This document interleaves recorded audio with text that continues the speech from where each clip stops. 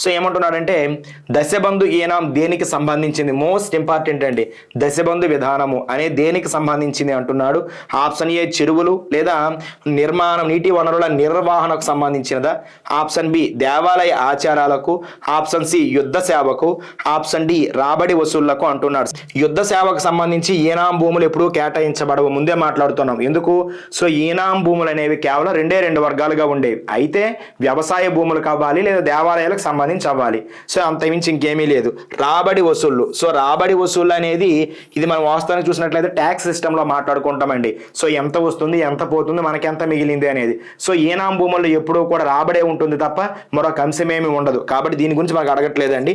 మనకు అడుగుతుంది ఏమిటంటే దశబంధు గురించి అడుగుతున్నాడు. సో ఈ రెండు ఆప్షన్లు ఏదో అవ్వాలి, either A or B.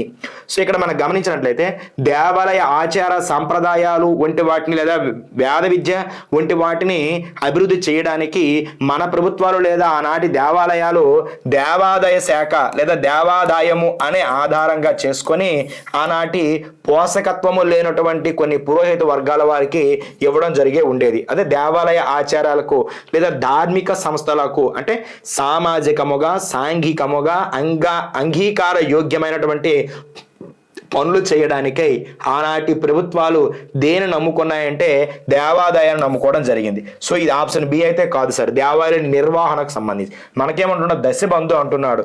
So దశబంధు అనేటప్పటికి మాత్రం చెరువులకు లేదా నీటి వనరుల నిర్మాణం అంటే కుంటల నిర్మాణము కానీ ప్రత్యేకమైనటువంటి సరస్సుల నిర్మాణానికి సంబంధించి ముఖ్యంగా నిర్మించడము కాదు, వాటి యొక్క దానికి చేకూరినటువంటి నీటిని నిర్వహణ చేయడానికి. నీటి నిర్వహణ అంటే సో నీటిని ఎప్పుడు వదలాలి. ఒకప్పుడు మన గ్రామాలలో ఒక అధికారి ఉండేవాడు సార్, నీరు కట్టడి మనిషి అని ఒక అధికారి ఉండేవాడు. ఇతని పని ఏమిటంటే మన గ్రామంలో ఉండే చెరువు యొక్క నీటిని పంపిణీ చేసేవాడు అనమాట. అంటే అందరూ కూడా ఆ గేట్లు తీసే అధికారం లేదు. సో మనకి అలుగు అని ఉంటుందన్నమాట. సో దాని ద్వారా నీరు అనేవాడు పైనుండి కిందకి వెళ్ళవలసి ఉంటుంది. సో అది అంతయు కూడా ఎవరంటే నీరు కట్టడి మనిషి ఉండేవాడు. సో వాడికి మరి ఆ యొక్క కొన్ని సందర్భాల్లో నీటి ప్రవాహం ఎక్కువగా అయ్యేటప్పుడు చెరువుకి కొన్ని గాయాలు అనేవి పడుతూ ఉంటాయి, కొట్టుకుపోతూ ఉంటుంది వుడ్ అనేది. సో వాటి మళ్ళీ పునర్నిర్మించడానికి కొంత మొత్తం అనేది అవసరం. సో అందుకోసం ఏం చేసేవాళ్ళంటే చెరువు కింద ఉన్నటువంటి ఏవైతే భూములు ఉన్నాయో ఆ భూముల యొక్క యజమానుల నుండి కొంత మొత్తంలో సంవత్సరానికి ఇంత వసూలు చేసేవారు. ఎందుకు?